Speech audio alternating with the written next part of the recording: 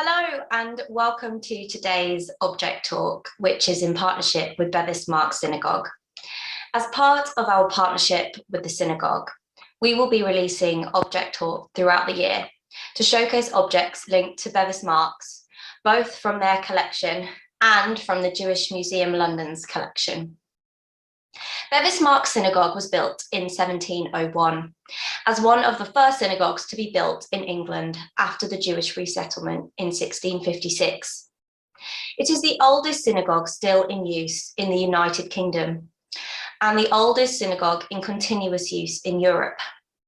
Bevis Marks is an important part of the Spanish and Portuguese community's heritage, and its collection and archive tell the story of this community in Britain. Our partnership will endeavour to bring this story to life through the exploration of key objects during this special series of Object Talks in partnership with the community. Today, we will be hearing from Jeremy Musson, Heritage Consultant on the Conservation Management Plan for the Bevis Marks Synagogue. Jeremy Musson is a Cambridge-based architectural historian and heritage and design consultant. Jeremy is a former architectural editor of Country Life magazine and also co-wrote and presented a series on BBC Two called The Curious House Guest about living in historic buildings. And before Country Life, he worked as a junior curator for the National Trust. The author of a number of books on architectural and social history, Jeremy also does some teaching for the University of Cambridge, the University of Buckingham's Humanities Research Institute, and New York University's London Programme Masters in Historical and Sustainable Architecture. Jeremy is a trustee of the Historic Houses Foundation.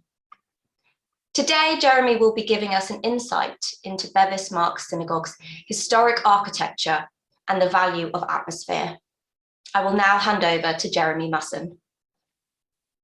Hello, my name's Jeremy Musson, and I'm an architectural historian and heritage consultant. I've worked on many great buildings and building complexes throughout the UK, from St Paul's Cathedral to Hardwick Hall. And Bevis Marks, completed in 1701, the intimate successor of the Creech Lane Synagogue, founded in 1657, has a special place in my memories and in my experience, and indeed in my feeling for what historic architecture means to us in life.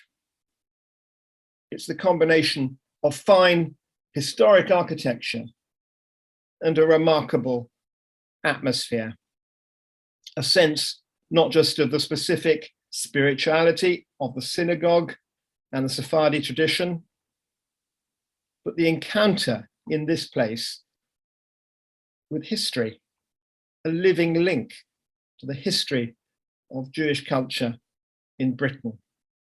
It's of course quite difficult as a historian to explore and describe this less tangible quality almost of atmosphere, and one feels that very strongly looking at the candlelit interior for which Bevis Marks is so famous. But it is this quality that makes this place so exceptionally significant.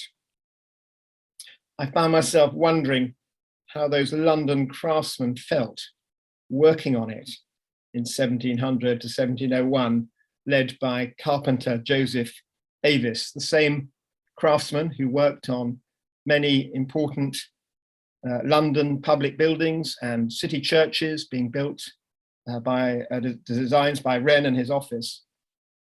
Did they, like me, come and sit and listen to those services, to that ritual, to those sounds and prayers and readings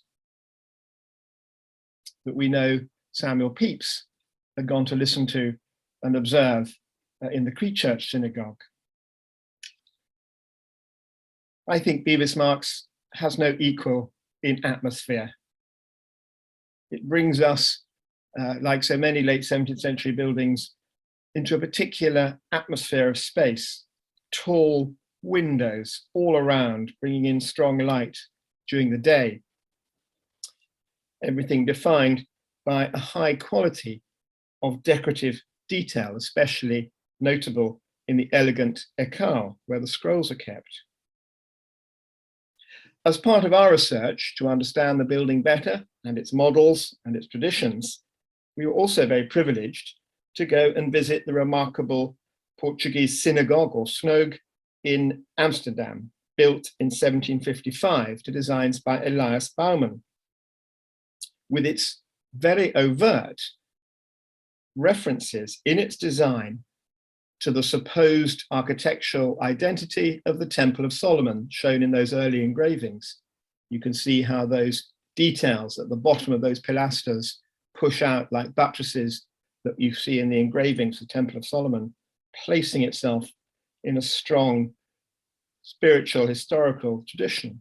And of course, to the right, the slide which shows you the capacious and elegant interior of that synagogue in Amsterdam, which set the pattern, if you like, for Bevis Marks and other synagogues across Europe. Bevis Marks has a strong identity in craft and building technique, as already observed, with the city churches being designed by Wren and his office. And of course, also has the remarkable quality of being rather less altered inside than those churches, which were often updated to a different version of Anglicanism in the late 19th century, with a stronger emphasis on the east end of the church.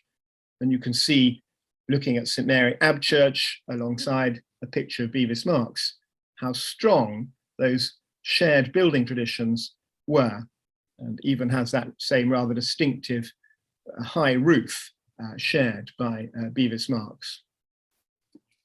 To conclude, this is a unique place. It has a quality and a connection to the past that few places in the present have.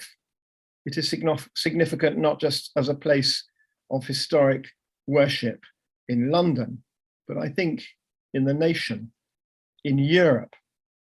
It has an atmosphere that goes well beyond these architectural and historical bones, made all the more poignant, of course, by the loss of the great synagogue on Duke's Place due to bombing in May 1942.